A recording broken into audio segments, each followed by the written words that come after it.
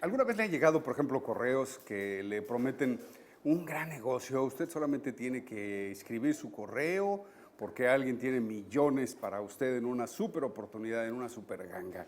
Por correo electrónico, en internet, vemos constantemente historias así, ¿no? De esos grandes negocios que puede usted hacer simple y sencillamente por levantar la mano. Básicamente eso, por levantar la mano. Ya cuando le va escarbando, se da cuenta de que sí implica que usted tenga que invertir de una u otra forma en el supuesto negocio mágico. Como estos hay muchísimos, pero muchísimos negocios, los grandes paraísos fiscales y aquellas cosas que solamente los muy entendidos saben cómo jugar, y aún ellos salen a veces con las manos quemadas. Ahora imagínese uno que conoce poco o nada al respecto. Los paraísos fiscales y oportunidades de negocio fantasma, cómo se manejan, cómo hay que protegernos, cómo hay que detectarlos. Bueno, pues está con nosotros nuestro asesor de finanzas personales, el licenciado Martín Domínguez Chío, quien nos viene a ayudar a entender mejor este concepto. Martín, ¿cómo estás? Rafael, Bienvenido. buenos días. Hace algunas semanas, tomamos primero los temas fiscales que había en ese momento, pero en su momento el tema de Panama Papers fue un escándalo importante que comentar en cuestión de economía mundial. Incluso, bueno, el solo hecho de haberlo denotado, de que una firma panameña haya abierto esos documentos, no sé si de manera clandestina o si se los hackearon, porque ahora anda muy de moda esa situación de hackear archivos, como sucedió por ahí también con el Instituto Nacional Electoral, que le hackearon la lista de electores y la publicaron en Estados Unidos. Pero sí fue una situación muy importante en la cual se dio a connotar y a conocer algunos personajes de, no nada más de la política, sino de la inversión, del mundo de las inversiones y del mundo de los negocios, incluso del mundo deportivo, del mundo de los artistas, gente que maneja sus dineros en paraísos fiscales, ¿no? A través de empresas offshore que ofrecen unas situaciones pues, muy importantes en cuestión de ganancias, en cuestión de ahorros, en cuestión de poco impuesto, que bueno, les beneficia para sus rendimientos y sus utilidades. Está el caso de Leonardo Messi, por ejemplo, que se mencionó, que incluso él iba a actuar contra las personas que lo comentaron porque el solo hecho de haberlos consultado o el solo hecho de haberlos referenciado en alguna situación ya aparecían en un listado que la gente ya estaba condenando como ilegal.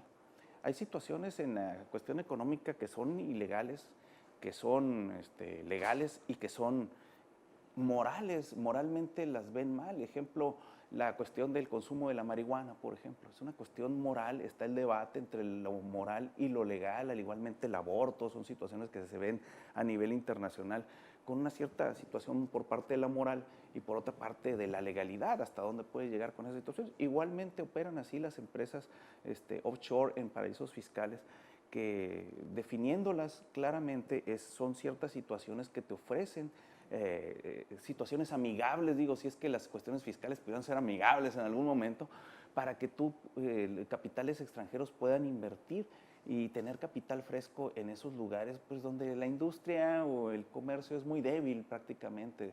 Pudiéramos pensar en algún momento como los definieron como pueblos bananeros o como repúblicas bananeras que no tienen mucho potencial, entonces necesitan recibir inversiones de capitales extranjeros para poder estar en el plano mundial. Tú te vas, por ejemplo, a lugares como Islas Caimán y en una calle ves prácticamente saturada en un cuarto de 2x2, todas las domiciliadas ahí las principales instituciones financieras del mundo. ¿Por qué? Porque pues, la tasa financiera o la carga fiscal es nula o muy débil. Entonces eso les beneficia a nivel internacional para poder invertir ahí. Las empresas offshore, pues bueno, son empresas de ese tipo que te ofrecen una cierta ventaja para poder invertir en ellas y al mismo tiempo las características fiscales te ofrecen una cierta seguridad, una cierta secrecía incluso a los mismos accionistas, a los miembros del consejo, a las personas que participan en ellas, nada más con el solo hecho de haber creado una empresa de ese tipo e invertir en ese país. Oye, pero ¿no es esto sumamente peligroso? Porque si entendemos poco de los negocios cuando se hacen en nuestro país, pues ahora imagínate, ¿no? Decidir invertir en alguna empresa que te promete dividendos en 2, 3, 4 meses, nada más porque tú inviertas una cantidad, como las famosas pirámides. Pero no son empresas fantasmas, porque tú te pones a ver y son empresas de nivel internacional que también están domiciliadas en esos lados. Yo te voy a poner otro ejemplo, sin necesidad de irnos a los pueblos bananeros. En Estados Unidos, el estado de Delaware, por ejemplo, ofrece una tasa fiscal muy baja, unas prestaciones a todos los inversionistas muy atractivas, y las principales compañías estadounidenses y del mundo están domiciliadas en Delaware, ¿no? en un pueblo que tiene más empresas domiciliadas ahí que habitantes. Entonces, imagínate la cantidad. Las empresas son cerca de 1 millón de empresas domiciliadas en Delaware y no llegan ni a 900,000 habitantes Delaware. Entonces, ¿qué es lo que pasa? Pues de que aprovechan esos lugares en México, en Yucatán, en un momento determinado se empezaron a domiciliar muchas empresas para el manejo de personal, aprovechando las sociedades civiles universales, que es un esquema que aparece en el Código Civil yucateco. Tradiciones de sociedades que manejaban desde los mayas, entonces han tenido ciertos beneficios fiscales. Entonces ahí se empezaron a domiciliar gente en Yucatán. O los mismos, la creación de sindicatos que son, prácticamente no pagan nada de impuestos, entonces la creación de muchos sindicatos para manejar ciertos esquemas fiscales de que no te revisen nada. Y eso está sucediendo en muchas otras partes del mundo. No nos tenemos que asustar por la creación y por el funcionamiento de estas empresas offshore que te ofrecen desde privacidad.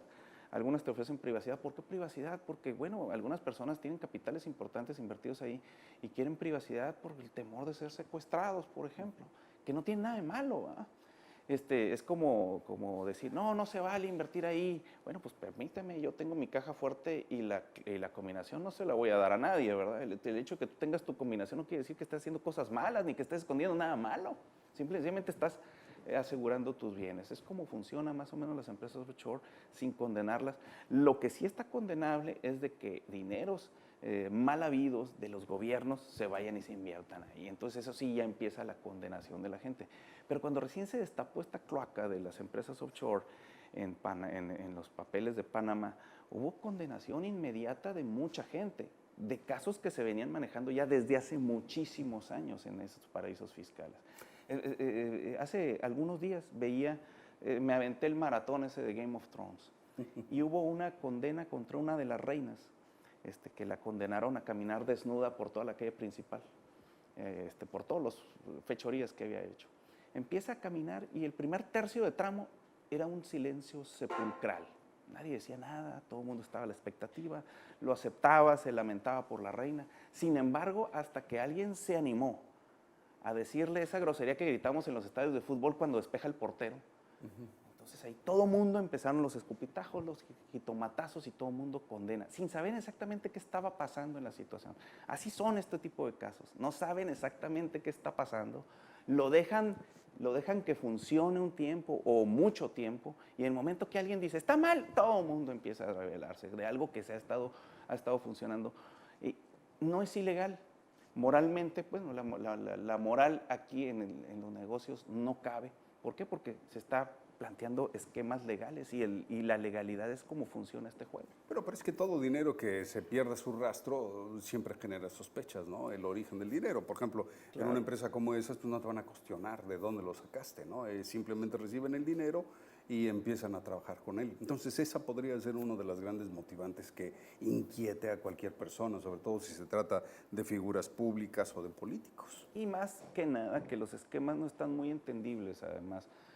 Como dices tú, no son una cuestión de todos los días que podamos platicar, si por sí a las pocas finanzas que tenemos conocimiento les podemos entender. Ahora imagínate en estos esquemas muchísimo más complicados, que vienen esquemas legales, que triangulan dinero a través de diferentes medios y ahora más electrónicamente. Ahora ya no tienen que andar viajando de Suiza a los paraísos fiscales y todas esas situaciones, ya simple y sencillamente electrónicamente el dinero viaja, pues mucho menos le entiendes, ¿no? Y en el momento que alguien condena y dice esto está mal, pues se suelta la cloaca diciendo, sí está mal por todos lados, cuando en realidad ni siquiera lo están entendiendo qué está pasando, ¿no? Qué difícil, ¿no? Vas a decir que yo, como mi abuelito, a la clásica, el colchón es muy bueno, o un huequito en el piso, y ahí guardas tus ahorros en oro y en plata, ¿no? Y si le agregas los costos carísimos de los bancos tradicionales, claro, que ahora no están fomentando la creación de cuentas de ahorro en realidad, que lo fomenten, pues entonces menos, ¿verdad? Totalmente de acuerdo. Así es. Ya nada más es porque el gobierno te obliga para el uso de tu dinero que tengas una cuenta en muchos sentidos. Prácticamente. Porque si no, yo creo que difícilmente a alguien quisiéramos estarle regalando dinero al banco, ¿no? Por supuesto.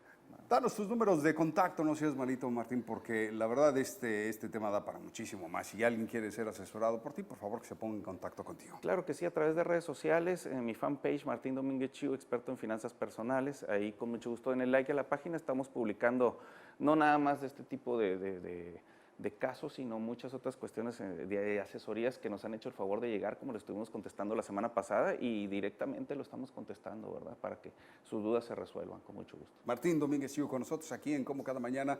Agradecemos tu visita, te esperamos la próxima semana. Primero Dios, claro que sí. Gracias, Martín. Vamos contigo, Xochitl, ¿qué nos tienes?